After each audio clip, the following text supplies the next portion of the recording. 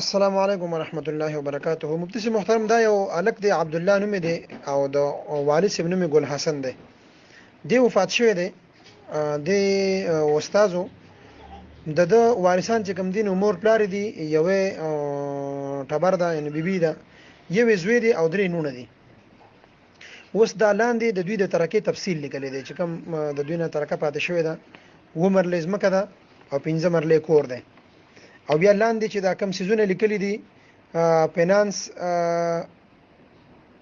سب پړن دی، دغه رنګ آر بي ډي سي او دغه رنګ د بل بي پړن دی او ګریجویټي او جي پی پړن، دا مختلف پړندونه راوړل کړي دي.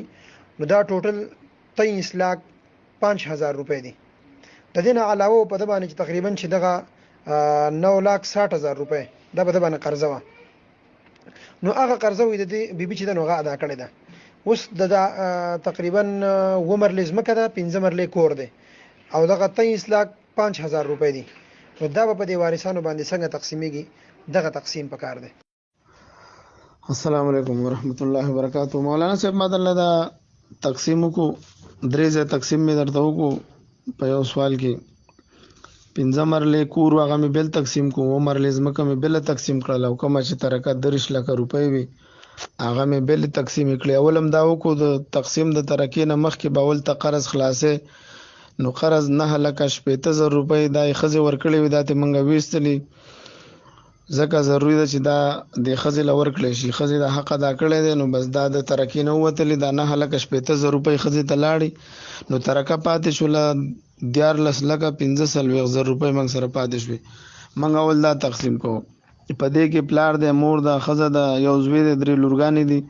د پلار پکې ورسېدلې 2,40,160. داسې د مور رسېدلې سدس د دې رسېږي 2,40,160. د خزې سمون رسېږي 1,68,125. 1,68,125. د زوی ورسېدلې 2,91,414 روپۍ. 2,91,416. دې کې اشاریه راځي خو ځا پکې موږ نه ذکر کړی.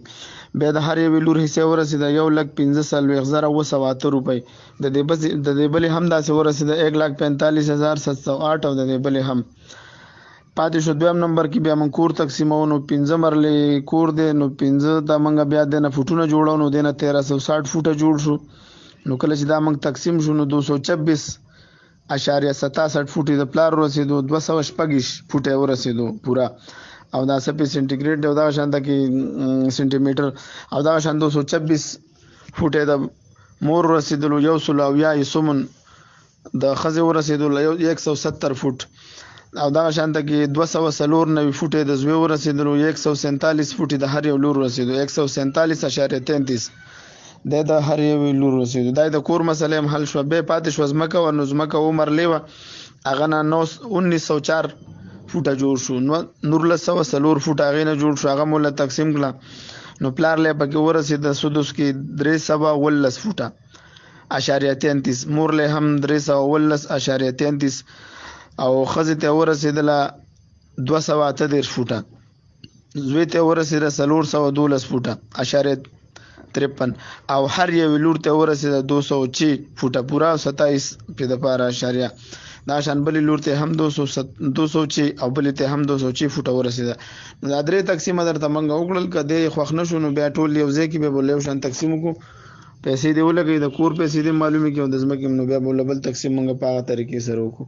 که په دې سره پوي شو خبره ده کنه به بل طریقې باندې به ټول دی یو ځای کې د کور نرخ دی معلوم کې د ځمکې نرخ دی معلوم کې او بس بیا دې موږ ته وای موږ بوله به تقسیم